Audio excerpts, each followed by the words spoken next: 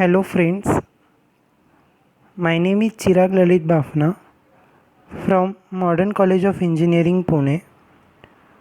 Today I am giving the presentation of entitled Testing of Transformer. After the transformer are manufactured, they are to be tested to check their performance. The various tests are carried out and the results so obtained should tally with the design data. Testing is one of the most important part in a manufacturing of any kind of machine. Some tests are done in the manufacture premises before delivering the transformer. As per IS 2026, following tests are to be carried out on the transformer. First one is a routine test, second one is a type test, third one is a special test, and fourth one is supplementary test.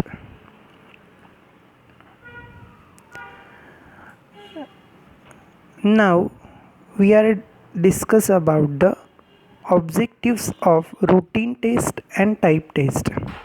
Objective of testing is to find out error in the product. Also to confirm whether the result obtained during testing are within the tolerance limit specified by BIS standard. An indication of product reliability and quality also. To determine the quality of material used to avoid the accidents and safety purpose, we should test the transformer. Also to confirm whether the machine, equipment or our product is manufactured as per design data or not. First one is a routine test. The routine tests are those tests which are carried on each and every transformer. There are 7 to 8 type of tests under this. First one is measurement of DC resistance winding, second one is insulation resistance, then voltage ratio, turns ratio, open circuit, short circuit, and so on.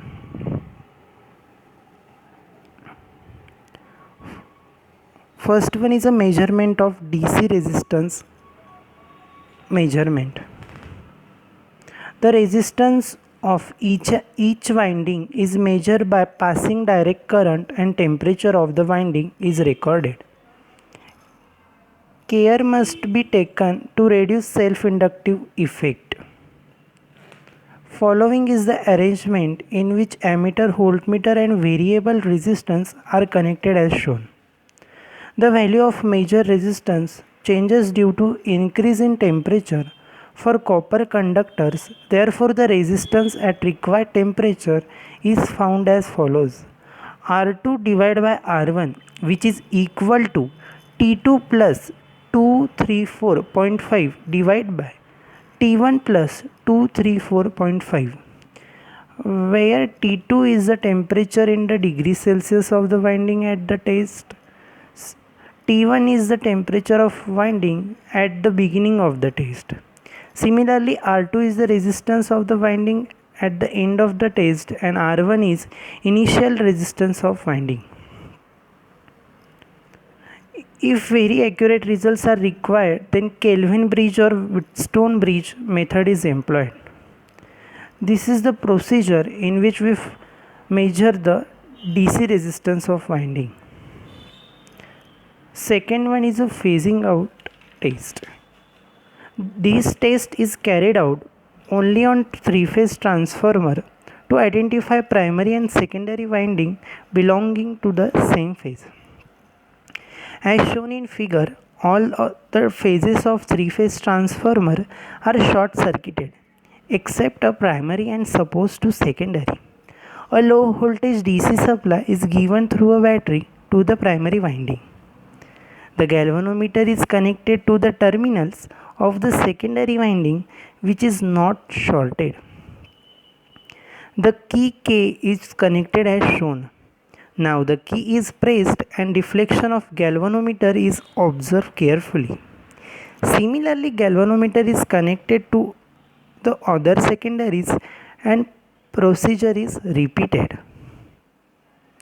The winding across which maximum deflection occurs is the secondary phase winding that corresponds to primary winding to which source is connected. Repeat the same procedure for other primary windings and find the corresponding winding on the secondary side. Third one is a oil BDV test. BDV is nothing but the breakdown voltage. This is a very simple test as per IS 335. Oil in the transformer provides the insulation for winding as well as cools the transformer. As oil is a dielectric medium, therefore we should check its breakdown voltage. Oil breakdown voltage is checked as per IS 335. Second one is a type test. The type tests are carried out on few transformers from a lot of transformers of the same design. It includes all the tests as I mentioned in the routine test. In the addition of those tests is include temperature withstand test for oil, in which first one is a back-to-back test, second one is delta to delta test, second one for winding, in which impulse voltage withstand test. First one is a back-to-back test.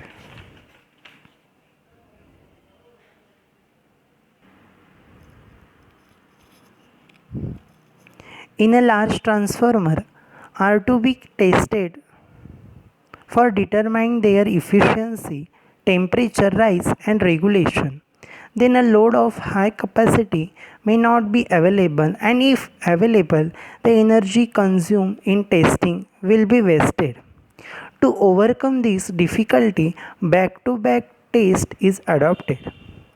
It also called as regenerative test, hence economical, and it's really very useful test. T1 and T2 are two identical transformer is required, as well as T3 auto transformer is also required. Among with S1, S2, S3, these are switches, ammeters, voltmeters, wattmeters is required. Two similar transformers are required to carry out this test. As shown in the figure, the primaries of two transformers T1 and T2 are connected in parallel across the supply at rated voltage of primary. Their secondaries are connected in phase opposition or back-to-back fashion. An auxiliary transformer is introduced in the secondary side when primaries of two transformers are energized by switching the supply, and EMF induced in the secondary winding come in phase opposition.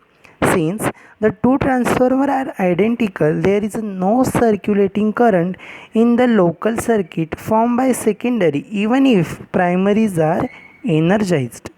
To ensure that the secondaries are connected in phase opposition, and voltmeter and switch is connected in parallel as shown in the figure. So we should V3 of voltage V3 double range of that the secondary voltage. This is because if the polarities are not connected in phase opposition, the voltmeter may receive twice the voltage of opposition. That means secondary voltage of first pulse, secondary voltage is second transformer.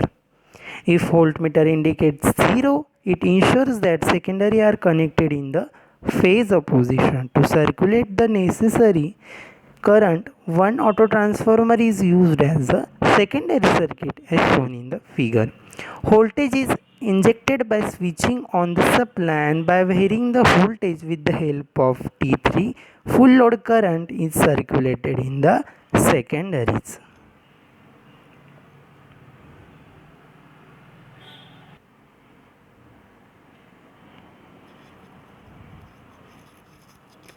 Delta-delta transformer to determine temperature rise of the following purposes. As we see, the back-to-back test as seen for the single-phase transformer is also applicable for three-phase transformer. It is a regenerative test, require less time, less energy consumption for performing the test. A variety of connections are available for conducting back-to-back tests, mostly to check temperature rise of three-phase transformer. Following in the circuit diagram for back-to-back test is which only one transformer is needed, that is delta-delta connected. Delta connected LV winding is supplied with the three-phase 50 Hz AC supply. The secondaries are connected in open delta and fed from a low voltage auto transformer. The auto transformer is so adjusted that full load current circuit in the winding. This voltage indicated in open delta circuit 3 into full load current into impedance per phase as referred to HV side. Sum of two wattmeters W1 plus W2 is equal to core losses.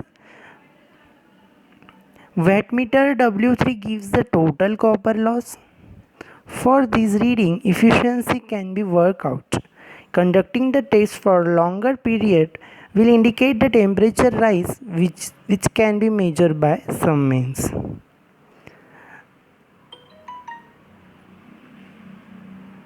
Following are the purposes to conduct this test. First one, to see whether the rise in temperature of transformer oil and winding as per design value or not. To see the transformer cooling arrangement, verify that whether the class of insulation used is able to withstand with the rise in temperature at full load. To find out the guaranteed temperature of winding and oil of the transformer. That's why this test is required. Thank you. As we discuss about explanation and procedure of back-to-back test of three-phase transformer in delta-delta connected winding, some are the another procedure to calculate the temperature rise by means measure the ambient temperature at the time of starting experiment. Also measure the winding resistance at ambient temperature. When steady state temperature is reached, measure the resistance of winding. Also measure the top oil temperature, bottom oil temperature, primary side is excited, secondary side is connected. Some are the other methods for testing the transformer. Thank you.